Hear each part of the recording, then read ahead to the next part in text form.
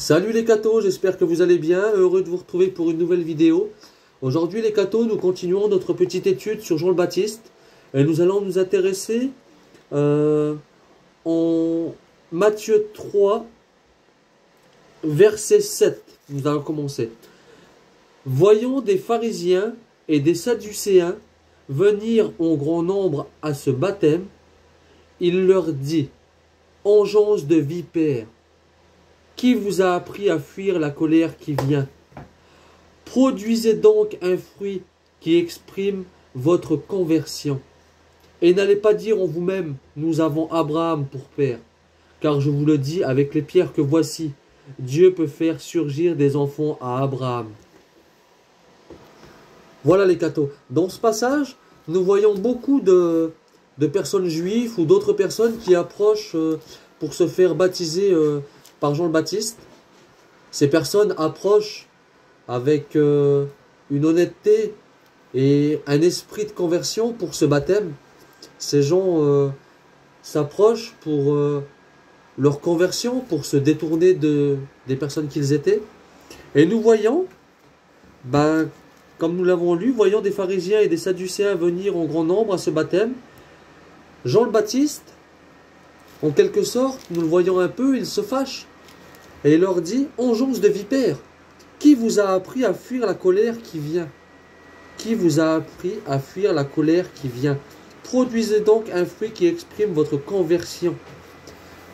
Et il leur fait comprendre derrière que n'allez pas me sortir que vous avez Abraham pour père et que vous sortez de sa lignée et que votre foi est accrochée à celle d'Abraham et qu'il est votre père, etc. Ça ne prend pas avec moi. Voilà. Jean le Baptiste dévoile tout haut ce que les gens pensaient tout bas. Vous voyez? En fait, les sadducéens et les pharisiens à ce moment-là ne s'approchaient pas pour recevoir le baptême de Jean. Ils s'approchaient surtout d'abord pour la curiosité, mais aussi pour, on pourrait dire, fuir cette colère à venir. Fuir cette colère à venir. Pour vous ouvrir l'esprit, j'aimerais vous conter une petite histoire qui est imaginaire bien sûr, mais pour nous ouvrir l'esprit. Voilà. Il y a quelque temps, nous dirons que j'ai trouvé une montre. Cette montre était une Rolex. Une Rolex qui valait 2000 €. Et cette Rolex, je l'ai proposée à beaucoup de gens. Je l'ai proposée d'abord à Bernard. Et Bernard m'en offrait 200 €. Et je lui ai dit: Bernard, je ne peux pas te la vendre 200 €. Elle en vaut plus. Donc je repars de vers Bernard. Et je reviens vers Henri. Et Henri m'en offre 500. Je me dis: Henri, c'est pas bon, le prix me convient pas. Donc je repars avec ma montre. Et je me dis: le mieux pour en avoir le prix que je veux, c'est d'aller au bijoutier.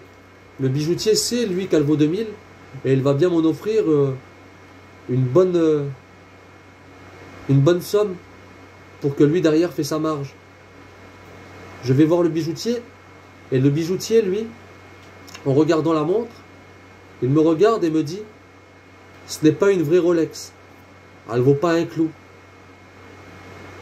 Et là, d'un coup, je me dis: merde, j'aurais dû la vendre avant. Vous comprenez? Eh bien, c'est ce qui se passe avec ces sadducéens et ces pharisiens. Cette montre, à travers les deux personnes que j'ai été voir avant et qui voulaient me l'acheter, on a réussi à les tromper. On a réussi à voir tous ce qu'on voulait voir, que c'était une vraie Rolex. Nous n'avons pas vu que c'était une fausse. Par contre, l'œil du bijoutier, on ne le trompe pas. Vous comprenez? Cette Rolex, il a vu directement qu'elle était fausse. Et aujourd'hui, les pharisiens et les sadducéens, comme ils s'approchent de Jean le Baptiste pour se faire baptiser par lui, ça ne trompe pas Dieu. On ne peut pas s'approcher de Dieu avec une fausse repentance. Ce n'est pas possible. Et ça ne passe pas non plus à travers de l'œil de Jean le Baptiste.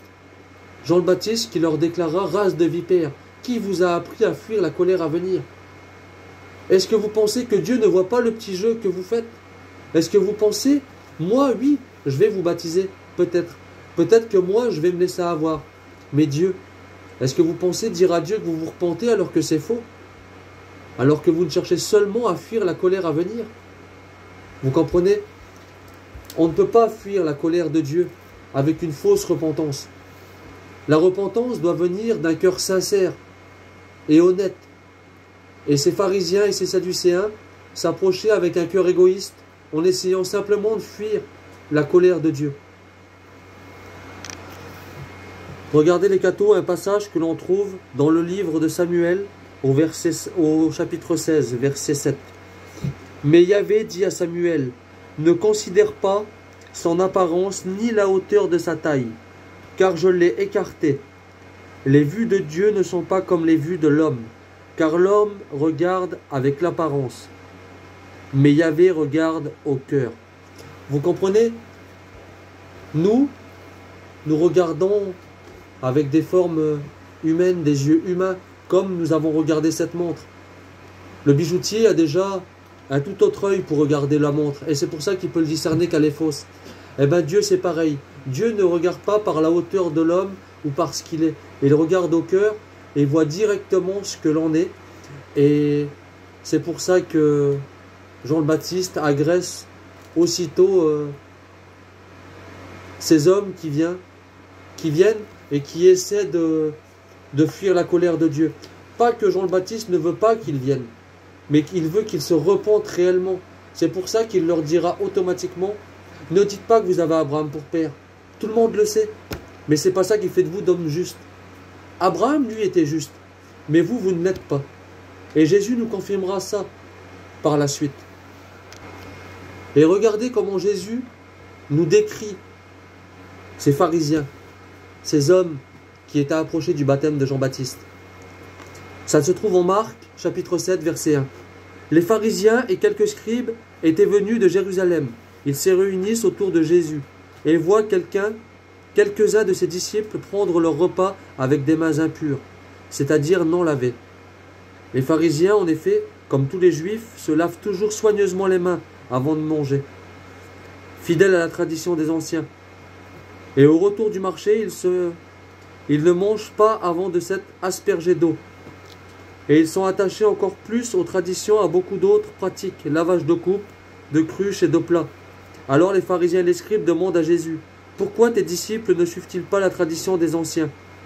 Ils prennent leur repas sans être lavés les mains. » Jésus leur dit, « Isaïe a fait une bonne prophétie sur vous, hypocrite. Dans ce passage de l'Écriture, ce peuple m'honore des lèvres, mais son cœur est loin de moi. Il est inutile le culte qu'ils me rendent. » Vous voyez, les cathos, il nous faut absolument d'abord nous discerner, nous, est-ce que nous sommes dans ce que nous demande Jésus? Est-ce que nous honorons Jésus des lèvres? Ou est-ce que nous sommes comme Jean le Baptiste le veut, venir avec un cœur sincère pour se repentir réellement? D'abord, voir ça sur nous. C'est le premier degré de cette vidéo. Dans un deuxième degré, il nous faut aussi voir les fausses conversions, ces gens qui viennent vers vous et qui vous vendent que l'herbe est plus verte ailleurs. Vous voyez? Un peu comme les Juifs vont vendre leur tradition, vont vendre leur culte pour essayer de faire tomber celui de Jésus, puis ensuite celui des apôtres. Alors que cela formait un tout. C'est juste que eux ne l'ont pas compris. Et ces gens aujourd'hui qui viennent et qui vous montrent, qui essaient de vous montrer que l'herbe est plus verte ailleurs, eh bien ces gens-là, il faut se méfier. Parce que, est-ce que ces gens-là sont réellement convertis ou est-ce qu'ils travaillent pour leur propre ventre? Vous comprenez? Tout comme Jean le Baptiste a su discerner et a dit tout simplement ce que les gens pensaient tout bas. Race de vipères, qui vous a appris à fuir la colère à venir? C'est pour ça, les cathos, qu'il nous faut absolument pouvoir discerner les gens que nous avons en face. Nous aussi, aujourd'hui, avons-nous affaire à des gens qui sont convertis, qui se repentent devant Dieu, qui essaient de faire le maximum, Ou est-ce que nous avons, comme ces gens-là, des hypocrites qui travaillent pour eux, qui travaillent pour leur culte, et qui essayent simplement de nous sortir de notre foi pour nous attirer à eux? Il nous faut absolument avoir cet esprit de discernation. Et voilà pourquoi il nous faut absolument discerner cela. Regardez ce que Jésus dit sur ces gens soi-disant convertis à cette époque. Alors Jésus déclara à la foule et à ses disciples: les scribes et les pharisiens enseignent dans la chair de Moïse. Pratiquez donc et observez tout ce qu'ils peuvent vous dire. Mais n'agissez pas d'après leurs actes, car ils disent et ne font pas. Ils lient de pensons fardeaux et en chargeant les épaules des gens, mais eux-mêmes ne veulent pas les remuer du doigt. Ils agissent toujours pour être remarqués des hommes. Ils portent sur eux des phylactères très larges et des franges très longues. Ils aiment les places d'honneur dans les repas, les premiers rangs dans les synagogues, les salutations sur les places publiques. Ils aiment recevoir des gens le titre de rabbi. Vous comprenez? Aujourd'hui, quand vous allez voir un prêtre, il ne vous oblige pas. Et son rôle n'est pas de vous amener à l'appeler mon père ou monsieur le prêtre. C'est son titre qui est comme ça. Lui, il n'en tire aucun orgueil. Vous comprenez? C'est pour ça qu'il faut absolument vous méfier de ces gens qui prennent des titres de maître ou de pasteur ou de prophète aujourd'hui et qui vous éloignent de cet évangile que le Christ est venu amener. Vous comprenez? Il faut absolument discerner tout cela pour voir si ces gens-là sont vraiment des gens convertis, honnêtes, ou s'ils travaillent simplement pour un de plus. Regardez, nous continuons la lecture. Malheureux êtes-vous, scribes et pharisiens, hypocrites. Imaginez-vous Jésus qui rabâche dans ce texte le mot hypocrite environ 10 à 12 fois. Hypocrite, parce que vous parcourez la mer et la terre pour faire un seul converti. Et quand vous y avez réussi, vous en faites un homme voué à la géhenne, 2 fois pire que vous. Malheureux êtes-vous, guide aveugle. Vous comprenez?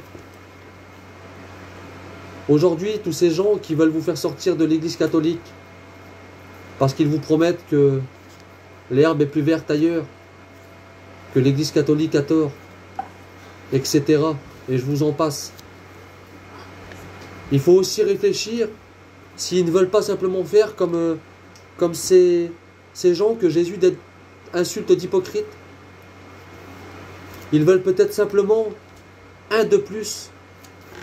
Mais cette personne de plus là, cette personne qui est peut-être une personne honnête et dont Jésus sera pardonné.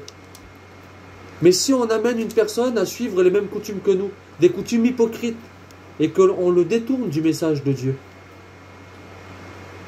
eh bien vous en faites un homme voué à la géhenne, nous dit Jésus. Quand vous parcourez la terre ou la mer pour faire un seul converti, et quand vous y avez réussi, vous en faites un homme voué à la géhenne, 2 fois pire que vous. Pourquoi? Parce que tout simplement l'enseignement est mauvais. L'enseignement va s'adapter à ce que vous avez envie d'entendre pour que vous restez avec eux. Et ça, ce n'est pas l'enseignement de l'Église. Demain, un prêtre qui vous dit ce que vous avez envie d'entendre, ce n'est pas bon. Un prêtre ne peut pas vous dire ça.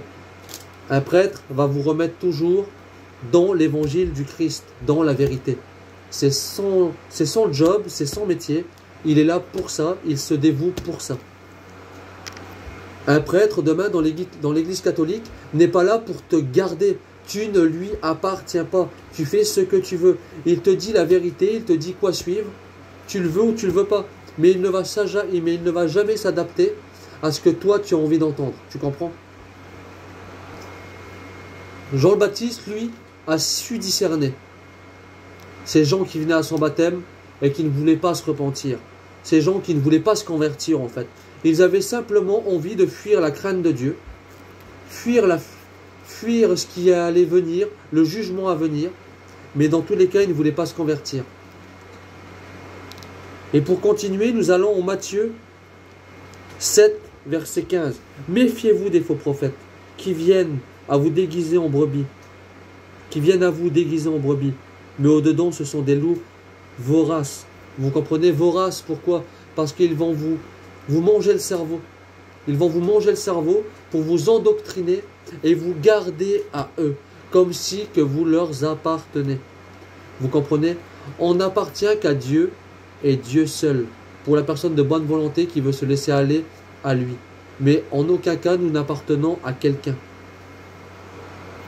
Continuons et allons au verset 21 de ce chapitre 7.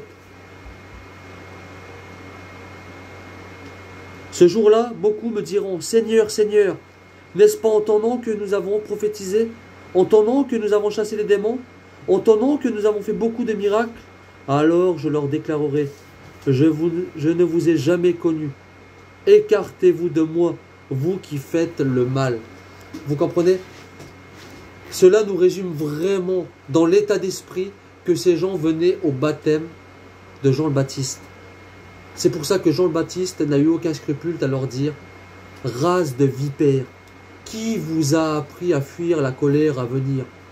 Produisez donc du fruit digne de la repentance. » Et un peu plus loin même, dans la foulée, il nous est marqué « Car tout arbre qui ne produit pas de fruits sera coupé et jeté au feu. » Vous comprenez? Nos mauvaises actions seront jetées au feu. Produisez donc du fruit digne de la repentance. C'est ce qui importe. C'est pourquoi il nous fallait approcher du baptême de Jean le Baptiste avec un cœur qui voulait se convertir. Pas un cœur qui approchait du baptême pour fuir seulement la colère de Dieu en sachant ce que l'on était. Ça ne peut pas marcher avant, ça ne peut pas marcher aujourd'hui. Aujourd'hui, tu ne peux pas te déclarer voleur, escroc ou meurtrier et aller dans une église et dire tout simplement voilà, pardonnez-moi mon Père. Il faut que le cœur accepte ce pardon. Il faut absolument que tu viennes vers Dieu avec un cœur repentant. Et aujourd'hui, nous, moi, vous, peu importe, on a beau dire Seigneur, Seigneur, par-ci, Seigneur, Seigneur, par-là, c'est pas pour ça que nous travaillons à la vigne du Seigneur. Tout le monde qui aujourd'hui prophétise au nom de Jésus ne travaille pas toujours pour Jésus. Beaucoup travaillent pour leur propre ventre. C'est pour ça que l'Évangile nous prévient qu'il y aura de faux prophètes déguisés en loups qui viendront et qui essayeront de dévorer les personnes honnêtes qui travaillent à cette vigne. Vous comprenez? Et le Christ nous le déclare, je ne vous connais pas. Et il nous faut absolument prier.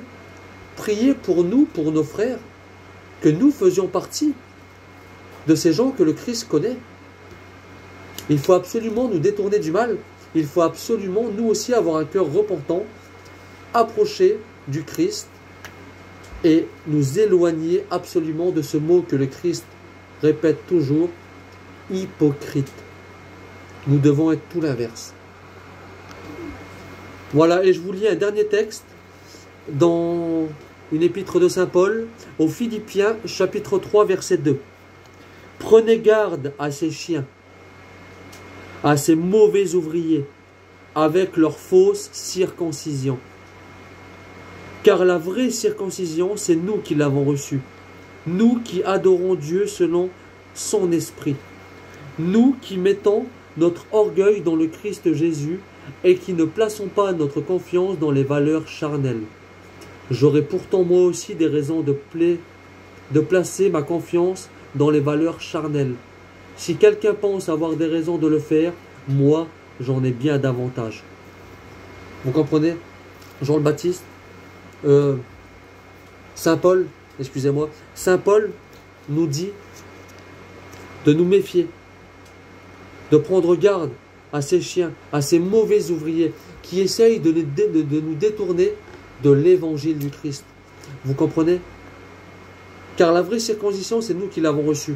Si on traduit la vraie circoncision que Saint Paul essaye de nous faire comprendre par le baptême que nous avons reçu, eh bien, toute personne qui est baptisée a reçu le même évangile.